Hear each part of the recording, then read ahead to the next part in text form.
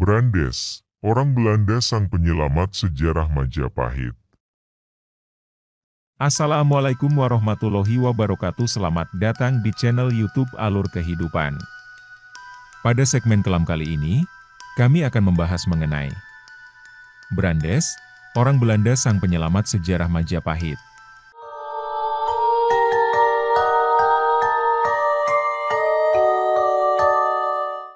Sejarah Kerajaan Majapahit tidak bisa dilepaskan dari sosok pria asal Belanda bernama Jan Laurens Andries Brandes. Bagi yang tidak suka sejarah, mungkin ini kelihatan aneh. Tapi itulah faktanya. Jan Laurens Andries Brandes adalah orang Belanda yang menyelamatkan naskah-naskah kuno yang dimiliki oleh kerajaan-kerajaan di Nusantara ini. Salah satunya adalah milik Kerajaan Majapahit. Jan Laurens Andries Brandes adalah orang yang menyelamatkan Kitab Negara Kertagama saat akan dibakar militer Belanda.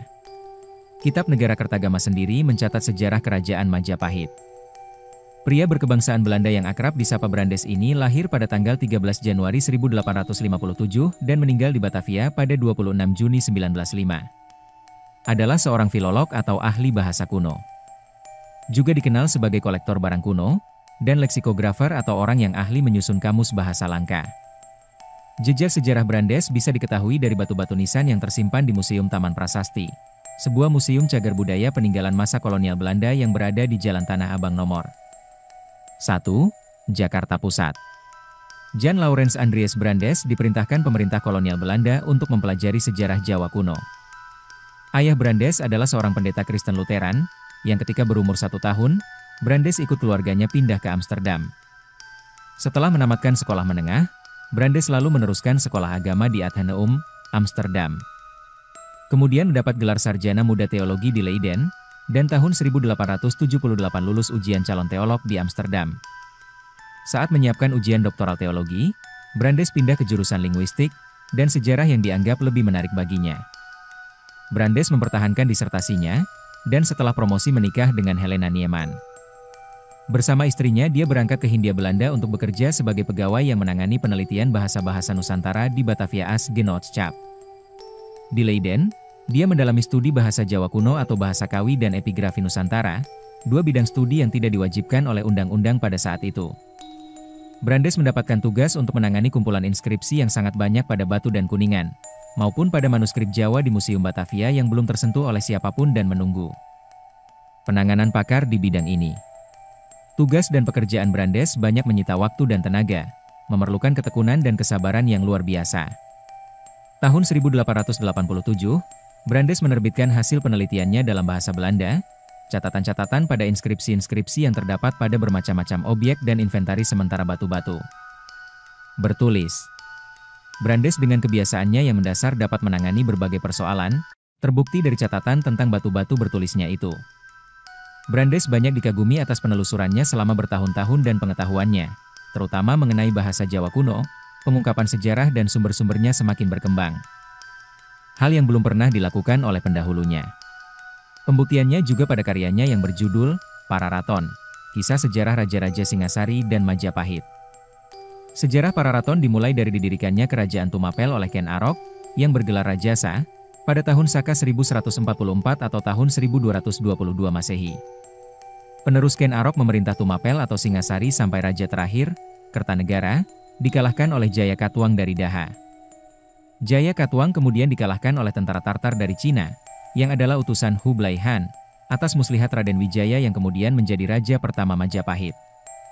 Ketika Brandes berlibur ke Belanda pada 1897, dia mempergunakan kesempatan untuk mendalami sistem katalogus di Leiden.